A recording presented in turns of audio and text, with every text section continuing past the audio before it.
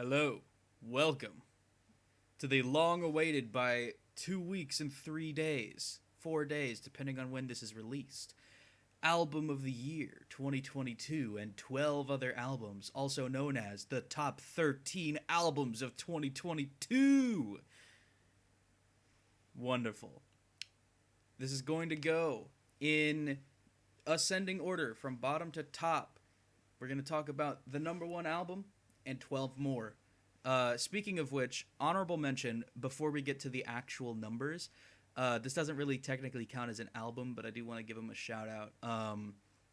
Pilgrim released a beat tape called Slimestrumentals Volume 1. He's got some pretty good stuff on there. If you like listening to that kind of stuff, or if you like supporting smaller creators, go give him a check. I think it's pretty good. Without further ado, though, let's go ahead and start discussing Album of the Year.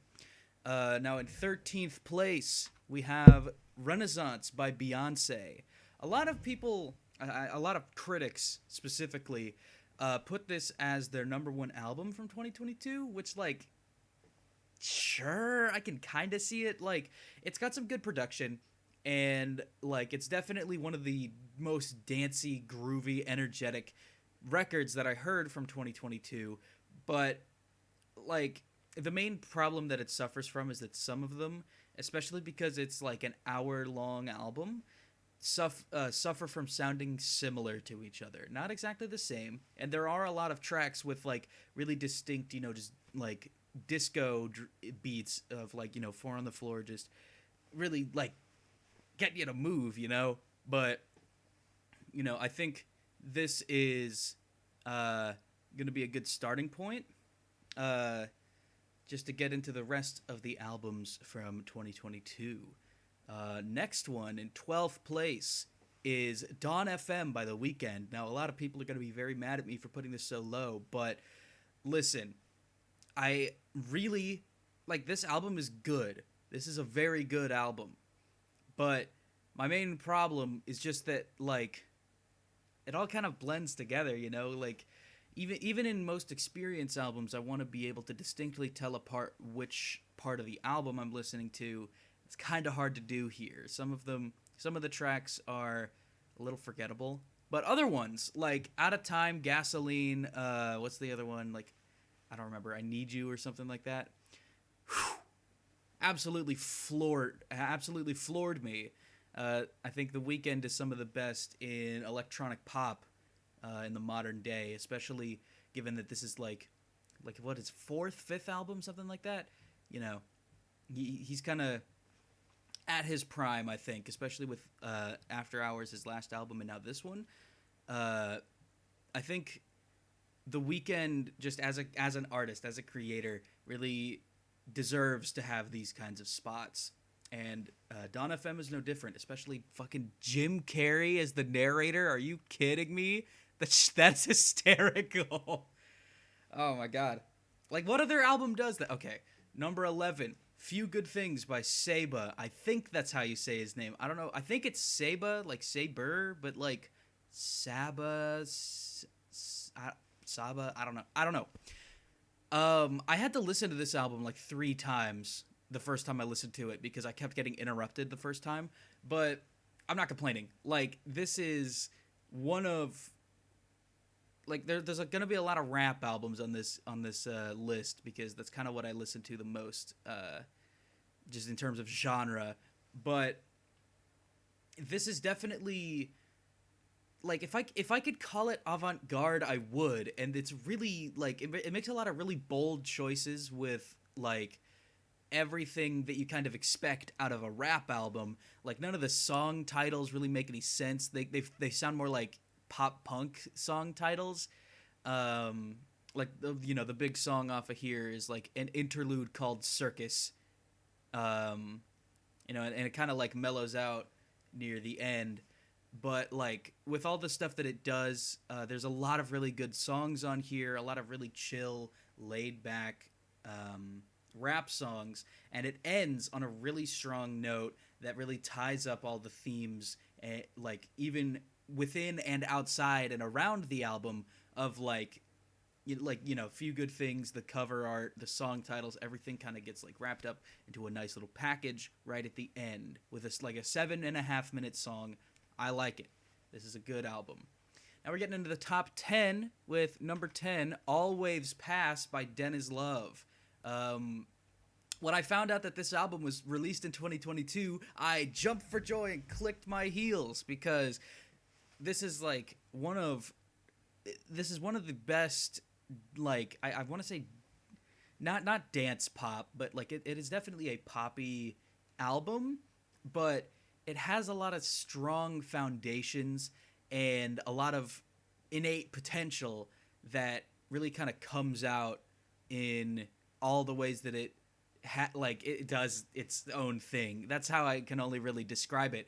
There's so many different diverse kind of grooves on here. None of the songs sound similar. All of the, it sticks with what it knows and then iterates on that all the way to the end. There's plenty of songs on here that I find getting stuck in my head, and I'm not complaining because those are some pretty good songs. Knee Deep, for example. What was it? Late at Night, Take Your Time. The titular song at the end, All Waves Pass. A lot of really good stuff on here. And I hope that in the future they get more recognition because they definitely deserve it. Now going to number 9, I Didn't Mean to Haunt You by Quadeca. Admittedly, I don't understand this album, but I know that it's really good. It like there's something about like there's this je ne sais quoi about this album where like it is an experience and a playlist at the same time, and it's not really something that I've seen done before, especially like in the modern kind of age of music where we don't have to deal with like flipping vinyls and tapes over. It's really like almost like each song in and of itself is its own experience that feeds into the broader theme and the broader image of the album as a whole. There's a lot of really interesting ambient like music and noise going on under the like on the floor of this album, and Quadeca brings a lot of haunting, really spiritual vocals, even with like especially with some of his features, including literally like a Sunday service choir, I think is their name. Just like really beautiful stuff. The main reason it's not super like way higher up is because the song Knots kind of took me out of that experience. But like besides that, it is really just beautiful stuff. I can't, I can't recommend this to everybody, and I'd understand why you might put this higher or lower on a list, but this is definitely something to check out if you're interested in that kind of stuff. Now we're going on to number 8, Heroes and Villains by Metro Boomin. This is like, in terms of just like raw rap that's not about anything in particular, this is the best album. This is the best album of 2022. Like, none of the lyrics really mean anything, but whatever, man. Get on some 808s. This shit slaps. 21 Savage is on here 4 times, and he kills every single track. The Weeknd is on here. Travis Scott, Future, Don Toliver. It's just a potpourri of all of the best, like even Gunna, all of the best in the game right now, and they just get on Metro's beats and they just kill it every time, like back to back to back, banger after banger, and it just doesn't stop. And it's really like, after listening to a bunch of stuff, after listening to a bunch of concept albums where everything means something and there's a lot of social commentary, I get tired and I listen to this instead because this gives me an opportunity to just listen to music. I feel it. I don't have to think too hard. And like that's perfect. It's perfect. It's doing its job. Next, number 7, we've got Gemini Rights by Steve Lacy. I'm not really a pop fan. There's a couple pop albums on this list, but only because there were a few really good ones that dropped 2022. This is probably one of my favorite pop albums ever made.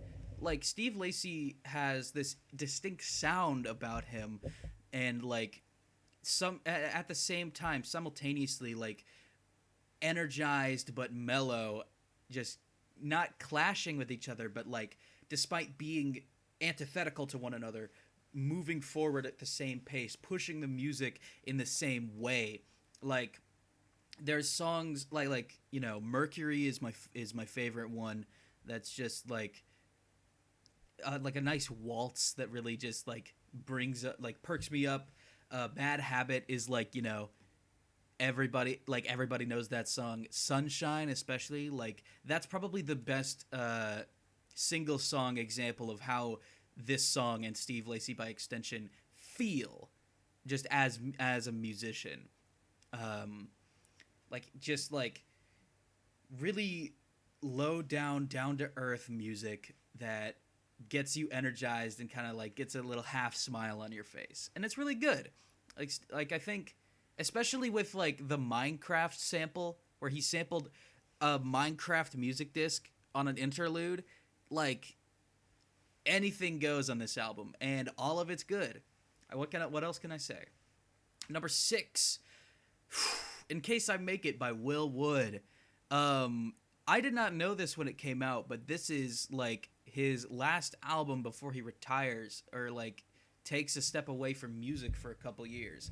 And I never really got into Will Wood's stuff personally. He's a little too insane and screamo for my taste. But this album is far more calm and far more, instead of like all up here, it's here and here, if that makes any sense. Like, there's a lot of songs on here that are really, like, if you pay attention to them, really just, God, Will Wood, just one of his best traits is his lyricism and how he can pack such dense meaning and like metaphor and all that stuff into his music in such a short amount of time. Each song explores its own different ideas of what it means to be alive, or how you might cope with like day-to-day activities if they feel like monotonous and you feel like nothing is going on in your life. Or like he even makes commentary on, at the same time in the album, people who are so closed off and make people approach them on their level that they can't even interact with other people, and people who are so full of themselves that they have to exude their presence and power onto everybody else right back to back. And like there's commentary on social media, there's commentary on like music as a genre, like the music game pretty much. There's like so much to be unpacked in this album, and so much of it is more removed from the insane kind of like angry nature of his previous work that really makes me appreciate it more. And I'm glad that I at least got to like get into this album when it came out, because it's really good. Now we're getting into the top 5. So I'm going to take a little more time to explain each of these albums, so buckle in. Number 5, Ants from Up There by Black Country New Road. A lot of people think that this is number 1. I don't blame them. It's kind of ridiculous how good this album is. Like, there are not a lot of rock albums that come out in the present day that really blow me away, or that are doing new things, or that are like the best of the best. And this breaks that cycle. It is one of the most emotional pieces of art I've ever seen, ever consumed in my life, like including TV and movies and like books and everything. There is so much emotional weight and power behind every word that the lead singer sings. Like, at first I thought he was kind of goofy when I saw clips or like snippets of each song, but like actually listening to it front to back, I can't help but feel like emotion wash completely over me, as just it's so tightly packed. Every single thing has some kind of hard weight to it that really punches you right in the gut and just keeps going. like each song on this album is long. There are some songs on here average about 5 to 6 minutes. There are some that go 7, 9, 12 minutes near the end. And some of those get a little long, but just carrying all that emotional power through each track, and then from track to track in between them as a whole cohesive piece is really something special. And it floored me the first time I listened to it. I really just, damn, you know, it's something else. And I definitely would recommend this to anybody who like is into like, if you listen to any kind of rock, definitely give this a check, because it will knock you on your ass the first time you listen to it, straight up. Number 4, we've got Melt My Eye. Hang on, I gotta deny a spelling check. Ignore. Melt My Eyes, See Your Future by Denzel Curry. This is this is kind of the Denzel Curry equivalent to that Will Wood album, where he is kind of he's known for rager music, where it's really angry, it's really like high energy and like the whole way through, like especially his last 2 albums like Zoo and Taboo. But this one is way more focused on like interesting production and like commentary and the flow rather than just the delivery. And I think this is Denzel at his best, to be honest with you. And I really wonder where he's going to take his career after this, because it's like, damn, you know, this is a wonderful exploration of just like the state of the world pretty much. And while not explicitly making any kind of statement about it, you can tell that he feels and that he has a lot of conflicting emotions, and just like understand it, like he like the whole theme of this album, especially set by the second track Walkin', which was like the big single off of it. He is like a nomad in this album, walking through these different parts of society and all these different places, and seeing all of the destruction and all of the horrible things that are going on, and taking up the mantle to just try to make a change. And it's really cool. It's really executed very well in this album. I know like there are a lot of albums where like, you know, artists kind of make themselves seem self-important, or like, oh, look at me, I can change the world because I'm rapper, singer, songwriter, whoever. But Denzel does it in such a way that it's not like cringe, I guess is the way to call it. He like, you really get a sense that he actually does care about what he's talking about, and that he's done research, and he like has talked to real people about this kind of stuff. And you know, he, despite not knowing the best, he's going to try. And that's awesome. Like with how good the production is, like this is probably some of the best production I've heard since Damn released in 2017. Like yeah. Good album, good ass album. Now we're getting into the top 3. Oh boy. Number 3. Why did it skip? Oh, are you serious? Spoiler alert. Oh, well. Number 3, No Thank You by Little Sims. This album dropped out of nowhere on a Monday in the middle of December, and it kind of whooped every other album's ass. This is, like, okay, I'm a huge Little Sims fan. She really kind of defined my taste in rap all last year, and continues to do the same. Like even right at the finish line. It's 10 tracks, 50 minutes. Like, it is so tightly packed and doesn't pull any punches. It just gets you right in, takes you all the way, and then you're done. Like, I can really respect an album for doing that, because sometimes albums will just pad out forever and ever just to get that extra like streaming length or those streaming dollars. on Spotify and Apple Music and stuff. But Little Sims doesn't care. She doesn't care. She just wants to make her music, and that's one of the most respectable things an artist can do. It is like immediately Angel gets you in. There's no intro. You just go. Angel gets you in. You go to Gorilla. You go to No Mercy, and then X.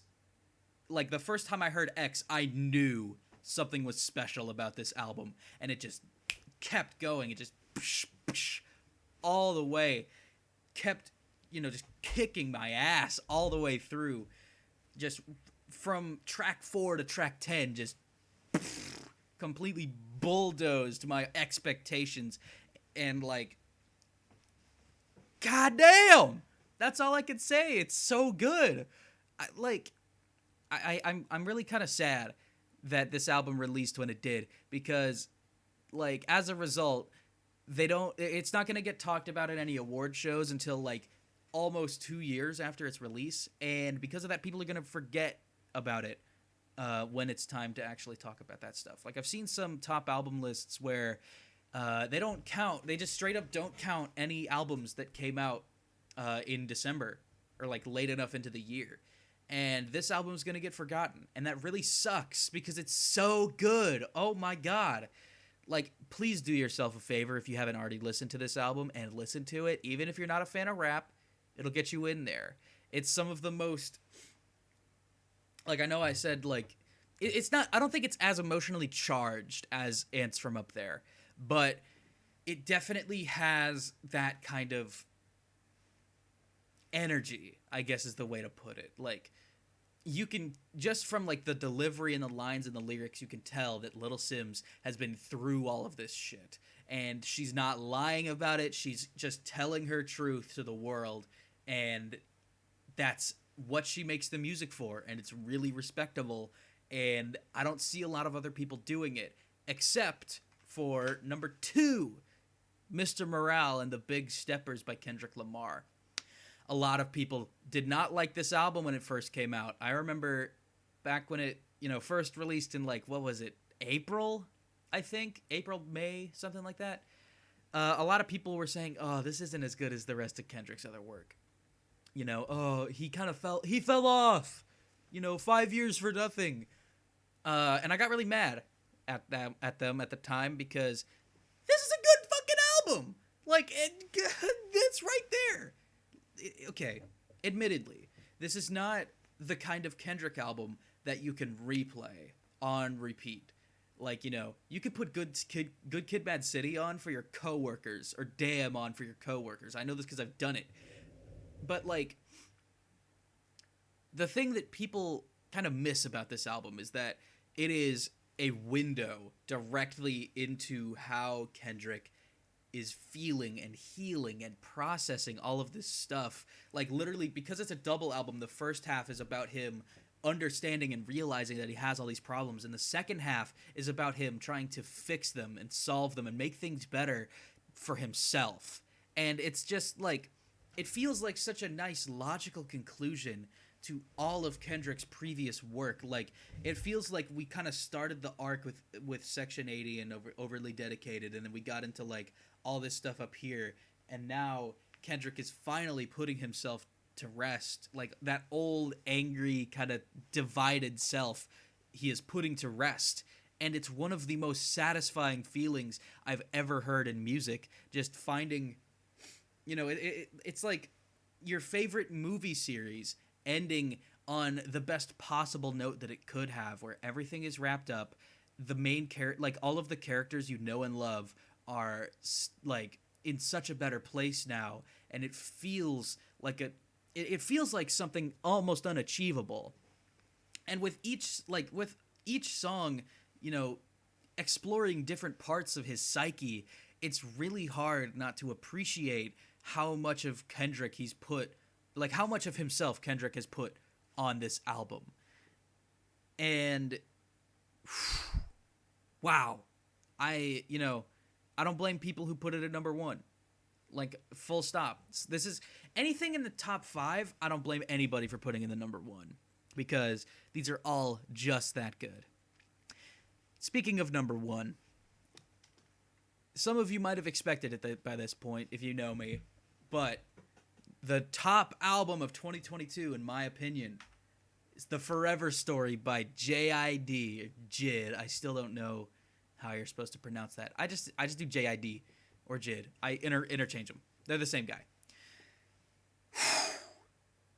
So, the first thing that I think of when I think of this album is that this is the beginning of a new era, almost. Like, we're kind of hitting, like I was talking about with Big Steppers, we're kind of hitting the logical conclusion for Kendrick's music. I think, like, a lot of these rappers that are on top of the game right now are kind of getting older and are going to start, like, retiring soon, or, like, not falling off, but you know what I mean.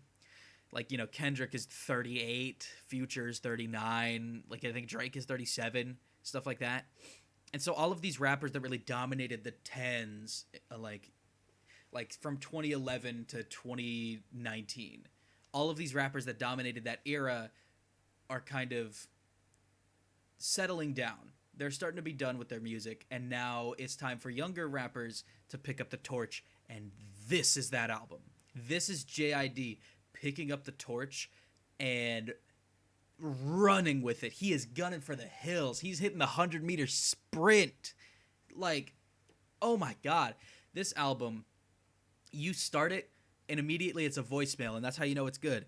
And then it gets you into Radar, and then Dance Now, and just, like, immediately immerses you in, like it kind of tricks you almost. You expect this high-energy boom-bap kind of album, and then immediately it gets you into all the emotional nitty-gritty of family drama and how all of these different people have built JID into who he is today, for better and for worse, and all of the ways that it's changed his life and all the horrible and the great things that it's happened, and it just does that for the rest of the damn album. Especially with the extended edition, where they added 2007 once the sample got cleared. Things just, like, it is the perfect single album package where you start and you end feeling like you start the album and then by the end you feel complete. There is a real sense of satisfaction that comes with just listening to the album all the way through, even through the kind of rough parts, because it's just that worth it. Like, there's so many highs and, like, so many different interesting beats and interesting, like, JID has some of the best flow and lyrics in the business right now, and just all of it comes together on this album. I would, like, not even be mad if this was his magnum opus, because it, like, deserves it. But he's on track to go even further beyond. Like, a lot of people draw comparisons between JID and Kendrick's early career, and if those comparisons are to be believed, this is only the beginning, and that's probably even better than what it is now. And with that, I believe that the top albums of 2022, let me go back, there we go. The top albums of 2022 have been discussed. Thanks for watching this far. I really appreciate it. I know this is kind of a long video. I've been making a couple of those just because of the, like, end of the year wrap-up stuff. But, it really means a lot. I'm glad that I can put my thoughts out there and people will, like, hear it, and, even just the few people that do, or, like, the few people that interact. I really appreciate each and every comment, each like, everything.